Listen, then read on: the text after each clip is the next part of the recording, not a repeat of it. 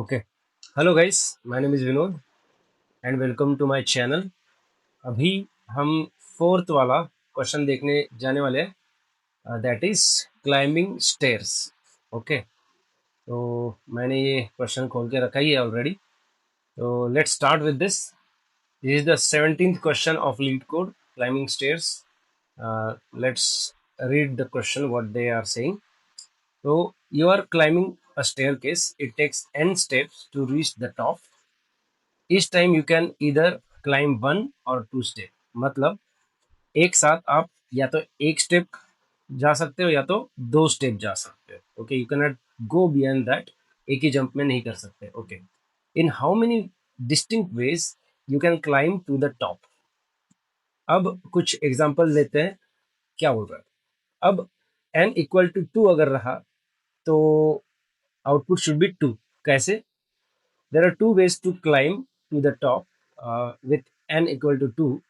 पहला है कि एक स्टेप लो फिर दूसरा स्टेप लो, ये एक स्टेप हो सकता है, या तो डायरेक्ट सेकंड पे जंप ले लो। ठीक है। If there is n equal to 3, output should be 3। क्यों? क्योंकि you can go like this, one step one step one step. Otherwise you can go one step and then step 2. Otherwise you can go step directly at 2 and then one step. So these are the three possibilities in climbing to the third step. Okay, third stair. अपना constant क्या है?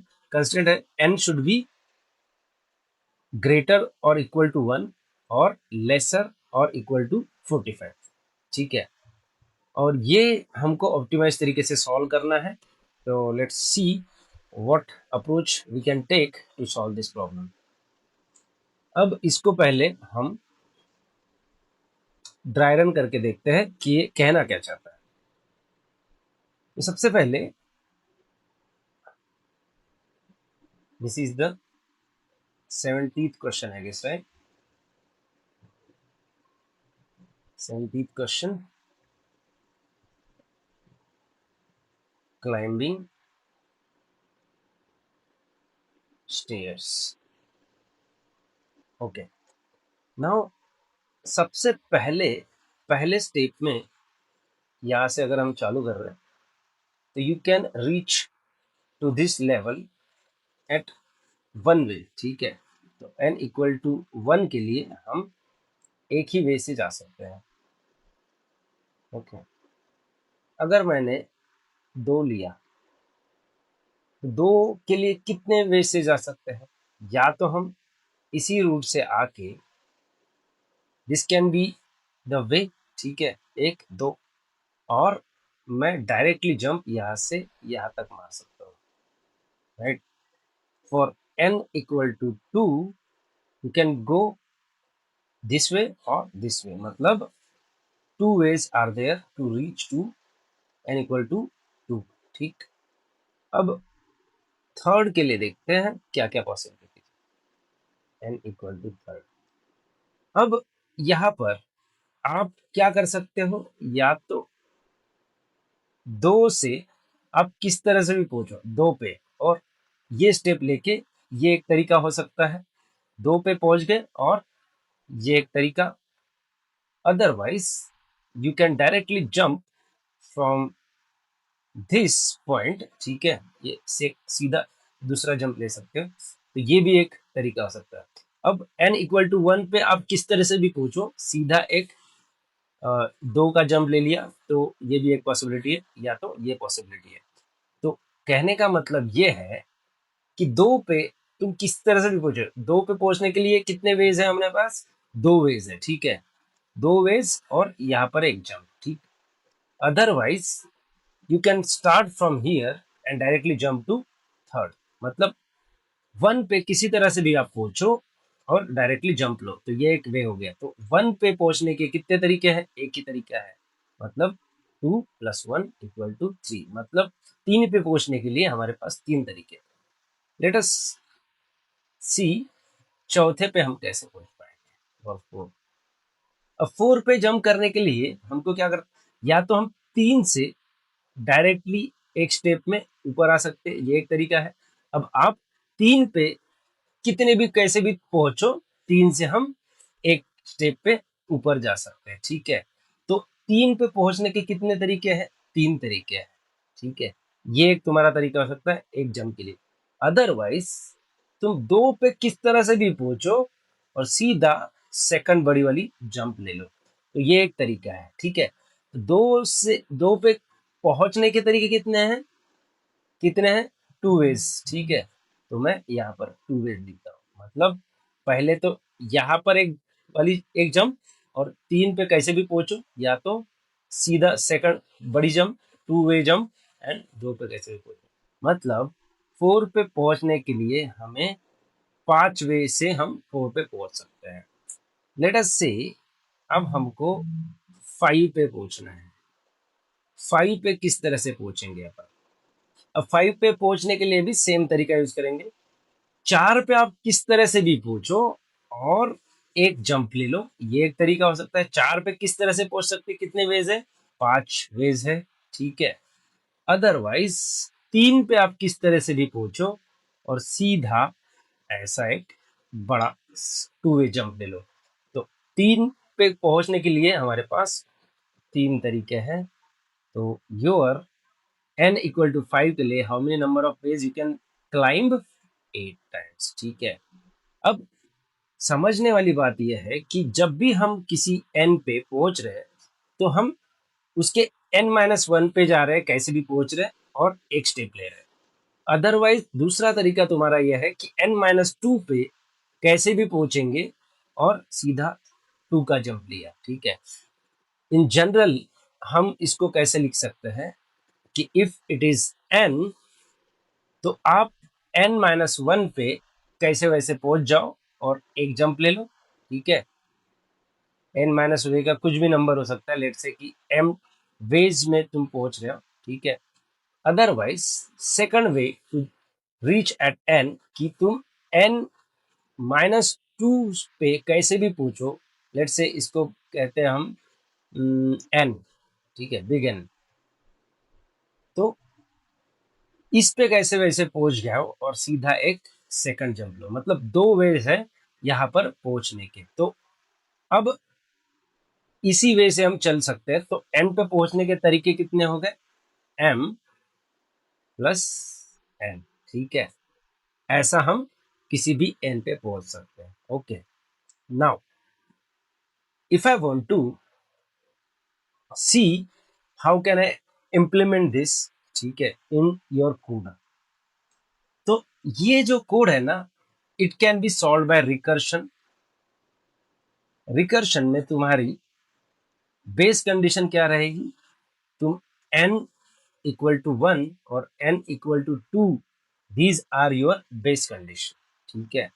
और base condition ये होने के बाद अगर n equal to 2 और n इक्वल टू 1 नहीं रहा, तो यू कैन से कि आई can directly return whatever ways I can reach up to n-, पे, ठीक है। और फिर n-1 पे पहुंचे और फिर 1 जंप लेते थे, और however ways you can reach up to n-2 और फिर 2 की बड़ी वाली जंप लेके भी कर सकते हैं। तो ये हमको फाइंड आउट करना पड़ता है, और ये रिकर्शन का कोड रहेगा, ठीक है। अब मैं जल्दी से आपको वो रिकर्शन का कोड लिख के बताता हूँ, ठीक है।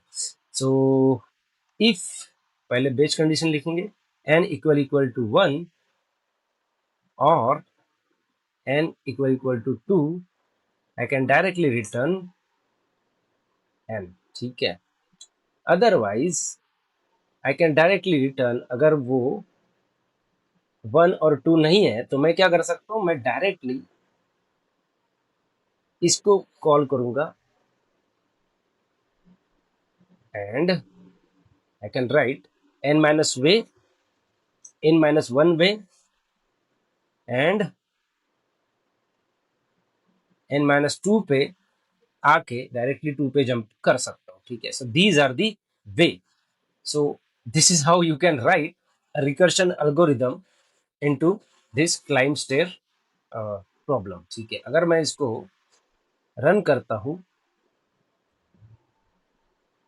look, so it is running perfectly, but मैं अगर इसको सबमिट करता हूँ ना, तो देखिए क्या प्रॉब्लम आती है।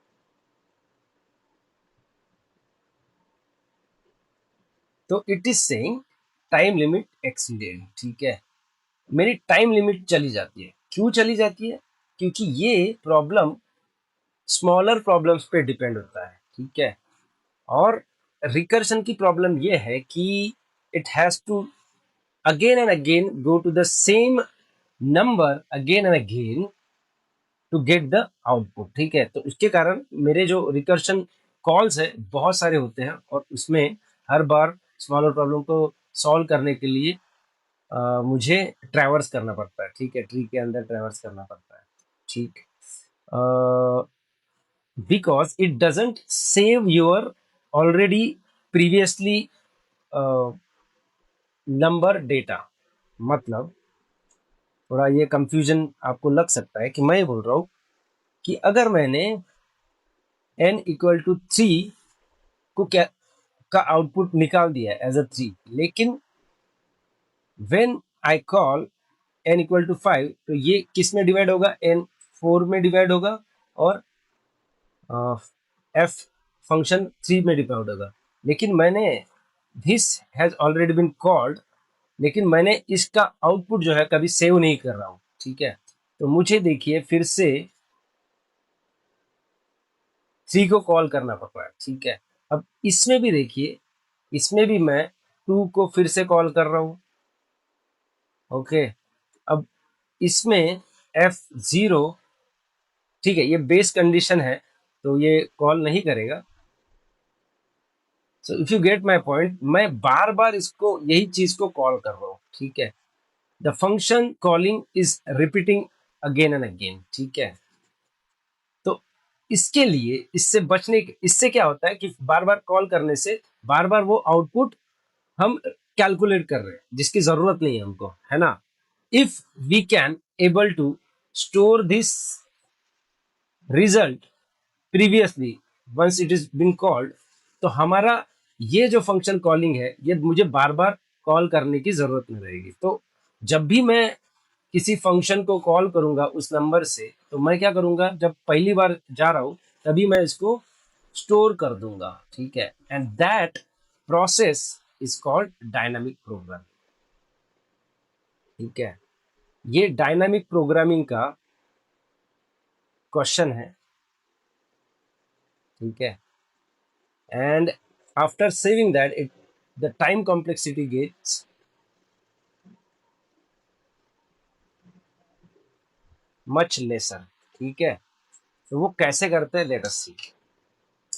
अब क्या होता है, अगर मैंने एक एरे लिया, एक एरे लिया, और उसमें मैंने 0, 1, 2, 3, 4 टिल n इंडेक्स तक मैंने एरे लिया, ठीक है। और मुझे n का number of ways how we can climb the stairs, उसका रिजल्ट चाहिए। तो मैं क्या करूंगा, पहले मेरी जो बेस कंडीशन है उसका डेटा स्टोर करके रखूंगा। जैसे one, one time one way से क्लाइम कर सकता है, टू में टू वे से क्लाइम कर सकता है। अब using this numbers I can calculate all this because it is going sequentially to n. तो 3 का कैलकुलेट करने के लिए मुझे इसकी जरूरत है और इसकी जरूरत है। तो ये मेरे पास ऑलरेडी प्रेजेंट है, तो आई can calculate that using this previous indices values, ठीक है। फोर के लिए, फोर के लिए मुझे 3 की जरूरत है और 2 की जरूरत है, ठीक है। तो इनको सॉल्व करके, ऐड करके मैं इस तरह से सारे नंबर सॉल्व कर सकते हैं। And if you can see this series that you are seeing, it is a Fibonacci series, right. तो हम फिबोनाची का एग्जैक्ट कोड कॉपी करके भी इसको सॉल्व कर सकते हैं, ठीक। अब let's see how we can do it using dynamic program. अब मैं इसको क्लियर करता हूं and will see how we can start. अब ये जो बेस कंडीशन है, बेस कंडीशन को वैसे का वैसे रहने देते हैं, ये डायरेक्टली रिटर्न कर देगा अगर 1 या 2 आ जाता है। अब मैं क्या करूँगा, मुझे अगर रिजल्ट क्या बोलते हो उसको स्टोर करने हैं, तो what I can do, I can take an array called DP, ठीक है, और मैं इसको इनिशियलाइज कर दूंगा n+1 से, क्योंकि अगर मैं n से करूंगा तो मेरे पास n-1 तक ही रिजल्ट आते रहेगा, तो मुझे n इंडाइसेस पे चाहिए होता है, इसलिए मैं n+1 का साइज लूंगा, ठीक है। अब इसमें मैं डायरेक्टली फॉर लूप लगा दूंगा। Oh, before that I will have to store the result of 1 and 2, तो dp 1 पे मैं 1 ले लूंगा, 0 को मैं इग्नोर कर रहा हूँ, 0 की कोई ज़रूरत नहीं है, तो मैं उसको इग्नोर कर रहा हूँ। And for dp2 I can store 2, ठीक है। तो मुझे पता है कि 2 पे जाने के लिए 2 वेज है, 1 पे जाने के लिए 1 वे है, ठीक है। Now I will start calculating from i equal to 3 till i is equal to n, और इसको i प्लस प्लस करते जाऊंगा। और बस अब इसमें क्या करना है, बस सिंपल सा एक फॉर्मूला लगा देना है कि आई कैसे कैलकुलेट होता है। आई कैलकुलेट होता है i-1 और 1 स्टेप एंड 1 स्टेप, और डीपी में जो भी रिजल्ट रहेगा i-2 का प्लस वो जो 2 स्टेप हम लेते थे उसका वे, ठीक है। तो इस तरह से मुझे सारे एलिमेंट्स का 1 बाय 1 नंबर ऑफ वेज कैलकुलेट हो जाएगा, और जस्ट कैलकुलेट हो गया। अब जस्ट रिटर्न कर दो, रिटर्न डीपी एन, ठीक है, ये एन तक जा ही रहा है, इसको रिटर्न कर दो। एंड ये सब होने के बाद जस्ट सबमिट दिस,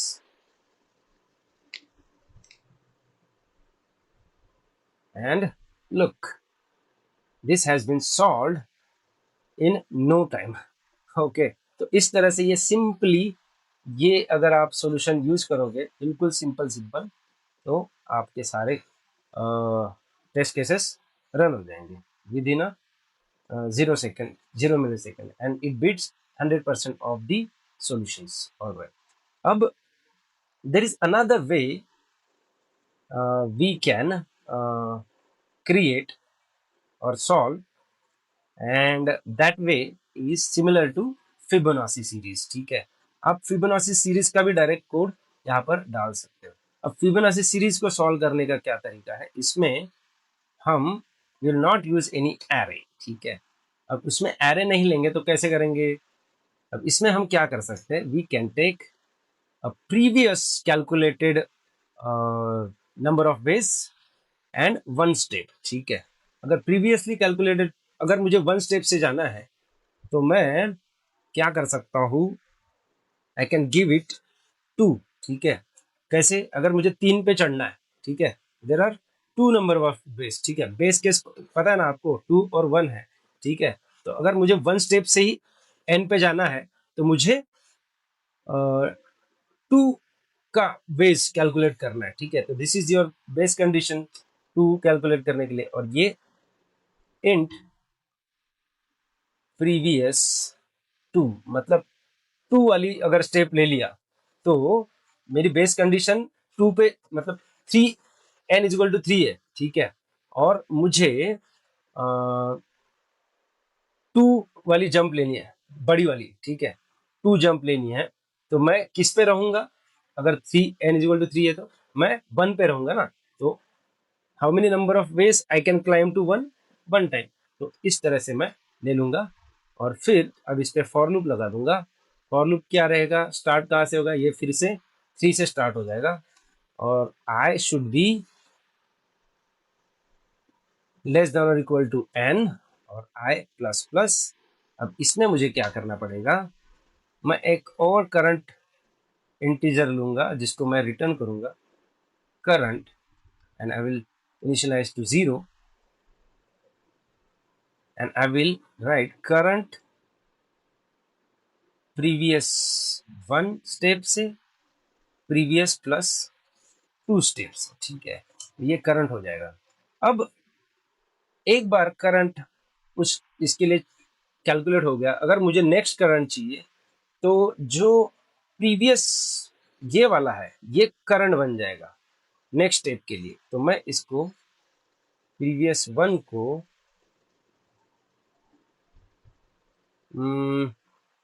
प्रीवियस तो वैनिश हो जाएगा। तो what I can do, current में अगर ये डालूंगा तो इसकी जो वैल्यू है वो उड़ जाएगी। तो मैं क्या करूंगा, प्रीवियस टू में प्रीवियस वन का नंबर डाल दूंगा और मेरा जो प्रीवियस वन हो जाएगा वो करंट बन जाएगा। ठीक है, ऐसा। अगर ये समझ में नहीं आया मैं फिर से बताता हूँ। क्या है कि नेक्स्ट टाइम जब आएगा तो तुम्हारा करंट वैल्यू, लेट से कि अभी करंट 3 है, ठीक है, अब करंट 3 कैलकुलेट हो गया, अब मुझे 4 पे जाना है, इक्वल टू 4 हो गया। तो जो 3 के लिए कौन कौन रिस्पॉन्सिबल है, 1 और 2 रिस्पॉन्सिबल है। अब मुझे 4 पे जाना है तो कौन रिस्पॉन्सिबल रहेगा, 3 और 2 रिस्पॉन्सिबल रहेगा। तो मुझे 1 निकालना है ना, और 1 कहाँ से मिल रहा है मुझे, 1 2 से मिल रहा है, मतलब 2 हट के प्रीवियस 1 हो जाएगा और प्रीवियस 1 करंट हो जाएगा। वही क्या, 2 हट के प्रीवियस 1 हो जाएगा और जो प्रीवियस 1 रहेगा वो अभी का जो करंट है वो हो जाएगा। ठीक है, और इस तरह से अगर आप करोगे तो लास्ट में जो तुम्हारी करंट वैल्यू रहेगी वही आपको रिटर्न कर दो। ठीक है, सो this is how you can do it in without using any array. ठीक है, तो अगर आप इस तरह से करोगे तो तुमको तुम्हारा जो स्पेस कॉम्प्लेक्सिटी होगी वो ऑर्डर ऑफ 1 में मिलेगी, क्योंकि we are just using variable. और पहले जो हमने किया था वो एरे में लिया था, तो एरे का n साइज था, तो तुम्हारा स्पेस कॉम्प्लेक्सिटी भी क्या हो रहा था, n हो रहा था। ठीक है, सो this is how you can calculate it. Okay, so if you think कि ये आपको हेल्पफुल रहा तो यू कैन लाइक। ओके, अगर आपको इसमें कुछ डाउट आता है या if you want some another approach, ठीक है, कुछ अलग अप्रोच चाहिए या और कुछ एग्जांपल्स लेके अगर मैं सॉल्व करूँ तो वो भी आप कमेंट में बता सकते हो। ठीक है, I will try to improve myself again and again. ठीक है, अभी कोई ऑप्टिमल वे नहीं है पढ़ाने का, I am just giving my best till now. ठीक है, अगर नहीं समझ में आया तो यू कैन से दैट कि इस तरह से आप पढ़ा सकते हो, ये सब कर सकते हो। तो आपका जो फीडबैक रहेगा वो मेरे लिए हेल्पफुल रहेगा और आगे के जो वीडियो मैं बनाऊंगा उसमें मुझे हेल्प हो जाएगी। ठीक है, थैंक यू।